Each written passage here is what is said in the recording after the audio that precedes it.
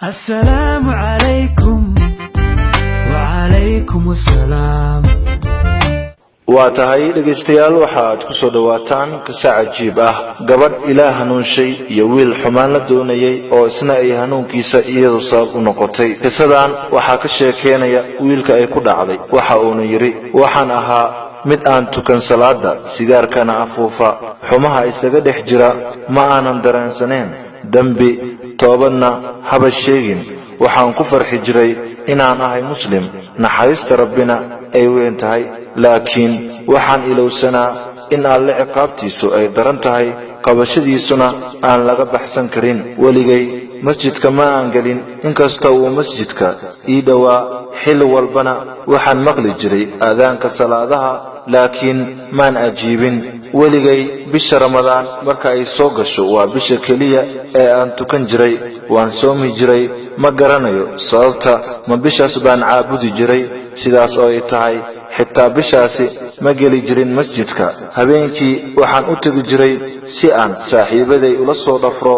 xilliyada qaarna galab hore baan bixi jiray oo aan magaalada geli jiray. kama aanan fikiri jirin guur caruur iyo mustaqbal midna inkastoo oo aan wax ku darsaday da'dii 35aad.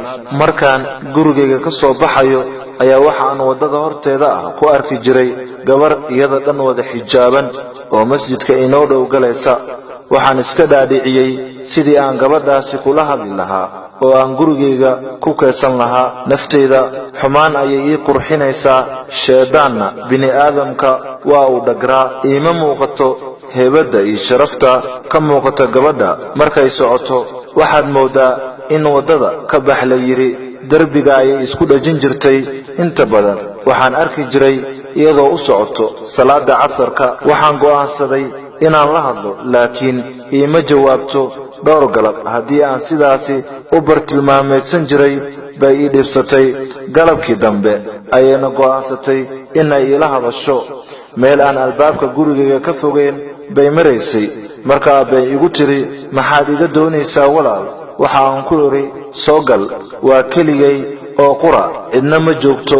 marka aan hadalka iyo kaftanka ku badiyay oo ay u jeedo inaan ahay qof ilaahay ka fog ima canaanan mana aysan iga xanaaqin balse waxa ay igu xirtay shuruud in ay gurigayga soo gasho.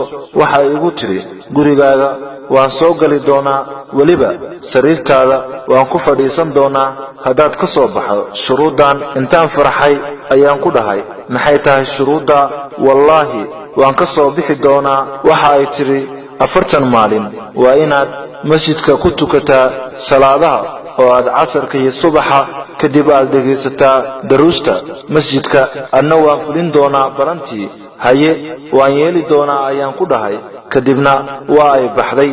halkii baan hooshii ka bilaabay anoo fulinaya balantii. laakiin 2 isbuuc gudahood anigii dhan waan isbedelay. waxaan is arkay anigoo oonaya mar walba markii aan ogaaday halka aan ku socday iyo baadida i haysatay. mar kasta waan ka shalaayaa inaan ilowsanaa hadalkii nabigeena suuban nabadgelyo iyo naxariis korkiisa ha ahaatee ee ahaa annaga muslimiinta ah iyo iyaga gaalada ah xariga inoo dhaxeeya waa salaada. kii ka tagaana waa gaal. toobadna suuxa ayaan toobad keenay. waxaan intaa kadib noqday qof qoomameeya falkii uu samayn jiray. waxaan noqday qof masjidka ku xiran oo salaad kasta safka hore taagan. waxaan helay raaxo iyo iimaan inkastoo aan oon jiray markastoo aan soo xasuusto falalkaygii xumaa. subaxii ay 40 maalin ka soo wareegatay ayay ii timid gabadhii salaanta islaamka kadib. waxa ay igu tiri haye ma kuu fuliyaa balantaadii? waxa aan ku dhahay macaad allah walaasheediyey aad baan ugu shallaayaa hadalkii aan ku dhahay. dhanka kale waxaan ku farxaa inaad hanuunkayga sabab u noqotay. orod iska laabo allaha ku xifdiye.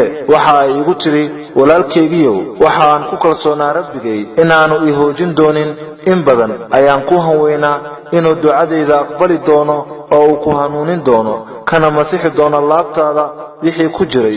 mahad waxaa iska leh allihii ajiibay baryada addoontiisa ee dhowray addoontiisa iyadoo ilmeynaysa ayay sidaas tiri aniguna intaan madaxa fooririyey ayaan la ilmeeyey muddo yar gabadhii markay aragtay wanaagayga iyo sida aan mar walba masjidka ugu xidhanahay waa ay ila soo xiriirtay waxayna ii soo bandhigtay guur kaalmada allah darteedna waa uu noo fududeeyey guurkaasi waxa ayna noqotay xaaskayga aan jeclahay haddaba saaxiibayaal ruuxii ilaahay hanuun la doono meel sahlan ayuu ka tusaa xaqa alla subxaanahu wa tacaala ha inaga dhigo kuwa uu hanuunkiisa la doonay una carara xaggiisa xilli walba آمين آمين يا ربي سبحان الذي لا يغيب عن بصره صغير النمل في الليل إذا سرى ولا يعزب عن علمه مثقال ذرة في الأرض ولا في السماء سبحان من يرفع إليه عمل الليل